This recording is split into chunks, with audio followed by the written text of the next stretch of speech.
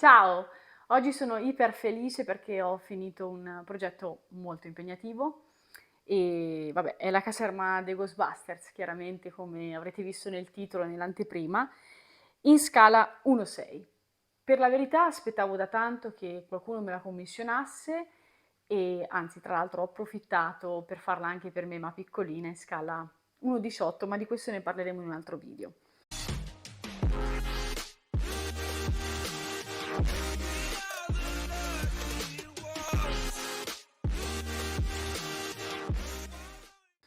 Allora, vi dico subito una cosa come premessa perché chiaramente è molto importante. Qui nella base verranno alloggiati i nostri quattro protagonisti e Slimer della Blitzway, quindi abbiamo dei personaggi stupendi, straordinari, che non vedrete in questo video, ma vedrete nel video successivo, perché andrò a Roma la settimana prossima a consegnarlo e chiaramente farò un video dedicato con i nostri appunto protagonisti. Quindi subito la prima domanda, tra l'altro, che mi avete fatto solo già per aver pubblicato un work in progress. Allora, il ragazzo è ovvio che abbia spazio, ma ha pensato a una cosa molto intelligente, cioè questo diorama andrà alloggiato in un mobiletto, sapete i mobiletti classici, quelli proprio con le cassettiere sotto, quindi io non ho fatto altro che chiedergli le misure di questo mobile, quindi abbiamo, vabbè, l'altezza è andata chiaramente in scala, 1,52 m per la precisione, con base. La profondità è di 48 cm e la larghezza di 80 cm. Ho chiaramente posto l'attenzione sulla base perché?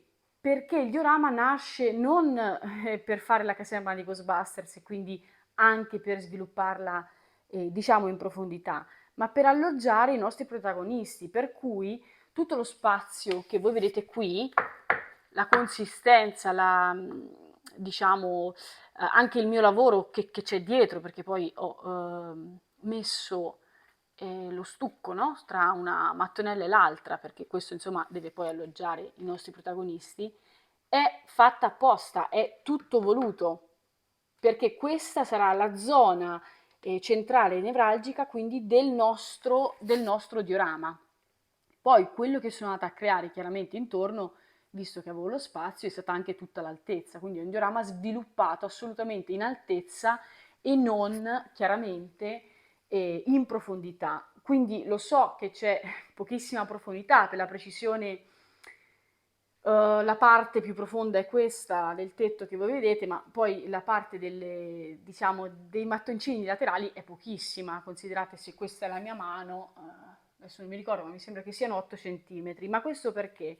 Perché comunque voi dovete considerare che le doll sono alte 30 centimetri, in più hanno tutto l'armamentario dei nostri Ghostbusters e quindi anche per avere una maggiore posabilità appunto dei quattro ragazzacci ho pensato chiaramente completamente d'accordo con Alessandro, che ringrazio, che è il ragazzo che mi ha fatto fare questo diorama bellissimo. Abbiamo pensato che appunto lo spazio ne servisse molto, come proprio, parlo proprio di profondità, per cui vedete che questa diciamo è come se facesse un po' da sfondo, cioè da contorno, che poi è quello che io cerco nei miei diorami, non devono andare a, come posso dire, a chiudere una statua, un action figure, una doll, ma devono andare a risaltarla. Quindi lo sfondo c'è il mio diorama, ma loro saranno in prima fila. Tra l'altro farò anche tante foto, meglio Chiara farà tante foto, perché sicuramente vederla con i protagonisti dà tutto un altro effetto. Allora, io la porterò personalmente, chiaramente, a Roma in auto e vi starete chiedendo come faccio. Effettivamente me lo sono un po' chiesto anch'io. Allora, innanzitutto i fili a scomparsa che voi vedete delle luci li ho passati internamente alle strutture e poi staccherò il filo che è attaccato diciamo, ai punti luce affinché questo pezzo che è calamitato andrà poi chiaramente a sollevarsi. Adesso le calamite sono potenti, ecco adesso cerco, provo a farvela vedere, ma chiaramente si divide in due, vedete? e poi lui non farà altro che rialloggiare. Si divide in due, quindi avremo questa parte fino a qui e questa parte che sarà poi messa successivamente con il nuovo collegamento dei fili, ma sono due, passo davanti, chiedo scusa, sono appunto due, non so come si chiamano in gergo, scusate, spine, non lo so. Ecco, le luci chiaramente hanno un interruttore per cui si spengono e si accendono da sole. Mi avete chiesto con che materiale l'hai fatto? Allora, con che materiale l'ho fatto? Torniamo sempre al mio solito discorso. Tutto quello che voi vedete è polistirene XPS per modellismo di vari spessori, in questo caso anche da 4 cm, 3 cm, 2 cm e lo 0,8. Tanti mi dicono non è resistente, ok, allora io vi faccio sentire già solo questo rumore. E non si rovina. Perché non si rovina? Perché oltre ai protettivi che si danno, è tutto poi ricoperto di polvere di cemento. Per cui sì, che la base è sirene affinché io possa, diciamo, andare a tagliare, a incidere in maniera precisa, secondo la capacità possibile. Però ecco, quando ci consegna un diorama è comunque, cioè, dovete comunque sapere che è chiaramente resistente. Molti elementi sono in legno, la bandiera è in stoffa, plastica, e sto pensando a darvi più informazioni possibili perché sono domande che mi avete già fatto, giustamente, anche io sarei curiosa. E poi vabbè, qui devo dire la verità, ho solo dipinto la parte di plexiglass un pochino più avorio, diciamo colore avorio, per dare quella sensazione di tendine. Ho lasciato queste trasparenze proprio perché la luce desse risalto. Voi dovete pensare che questo andrà attaccato al muro, quindi cosa succede? Adesso qui purtroppo non ho il muro, ma nelle foto lo vedrete. Le luci, chiaramente avendo il muro dietro, saranno ancora più forti e il suo bello secondo me è esattamente con tutto il buio intorno. Ma faremo anche video e foto di questo e quindi potrete meglio rendervene conto. E niente, è stato un progetto molto. Ci sono anche alcuni elementi in ferro, ecco, così vi rendete meglio conto.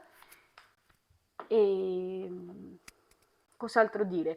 Poi ovviamente i piccoli dettagli che ho messo verranno sicuramente fuori perché forse metterò qualcosa in mano ai nostri protagonisti e niente. La porta non si apre perché me lo chiederete, non si apre in questo caso.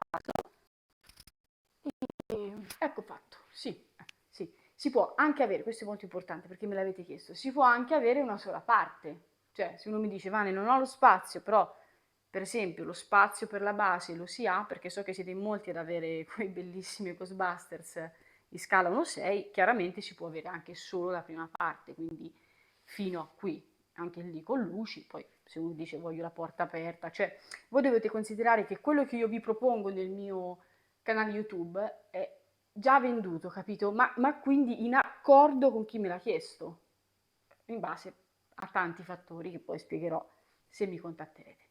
Detto questo, ero un po' emozionata, credo che forse si sia sentito, però è anche un progetto molto molto grande che non ho visto ancora in giro su YouTube e anzi, se volete aiutarmi a crescere, volete divulgare questo video, se chiaramente il lavoro vi è piaciuto, io sono solo che contenta e vi ringrazio tantissimo per essere arrivati fino a qui.